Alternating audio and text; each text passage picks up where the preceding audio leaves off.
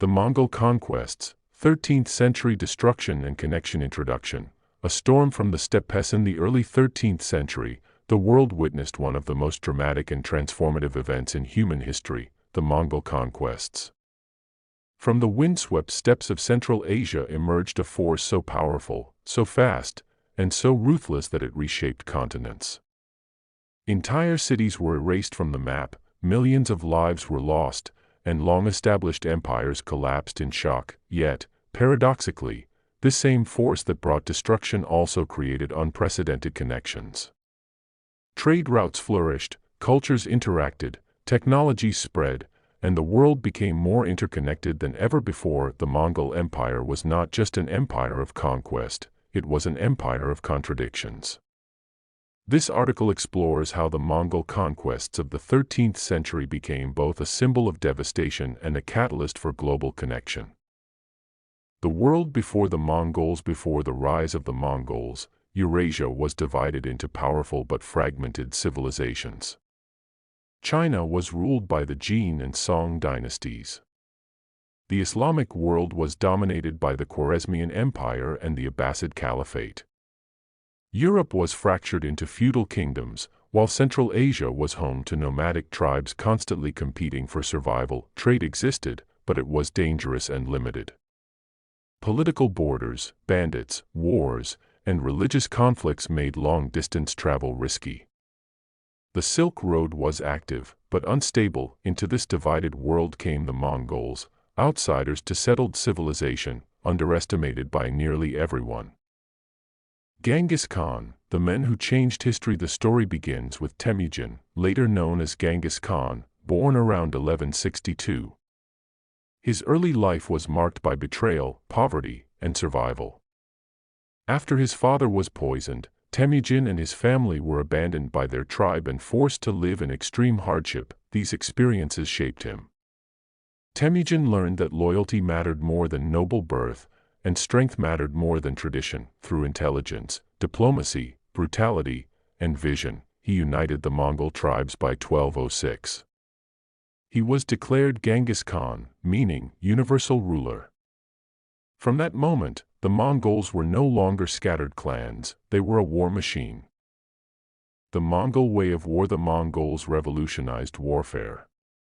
Their armies were fast, flexible, and terrifyingly effective. Key features of Mongol warfare included highly skilled horse archers, superior mobility and speed, advanced intelligence and espionage, psychological warfare and terror tactics, strict discipline and merit-based leadership. Mongol soldiers could ride for days without stopping, survive on minimal food, and fight while moving at full speed.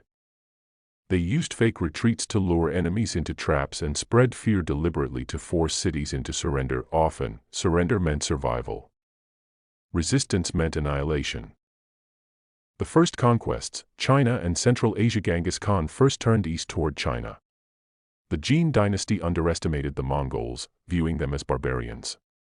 This mistake proved fatal. Mongol armies destroyed Jin cities one by one, eventually capturing Beijing, then Zhengdu. The level of destruction shocked the world. Entire populations were slaughtered or displaced. Next, Genghis Khan turned west toward the Khwarezmian Empire after one of his trade caravans was massacred. His response was absolute devastation. Cities like Bokhara, Samarkand, and Urgench were destroyed. This campaign demonstrated the Mongol message clearly: oppose us, and your world ends. Destruction on an unprecedented scale. The Mongol conquests caused massive loss of life. Historians estimate that tens of millions died due to warfare, famine, and disease linked to Mongol invasions. Entire cities vanished. Irrigation systems were destroyed, libraries burned, and centuries of knowledge lost. In the Islamic world, the destruction of Baghdad in 1258 remains one of history's greatest tragedies. The city, a center of science and learning, was reduced to ruins. The Abbasid Caliph was killed, and the Tigris River reportedly ran black with ink from destroyed books. For many regions, the Mongols represented apocalypse itself. Expansion under successors. After Genghis Khan's death in 1227, the empire did not collapse, it expanded.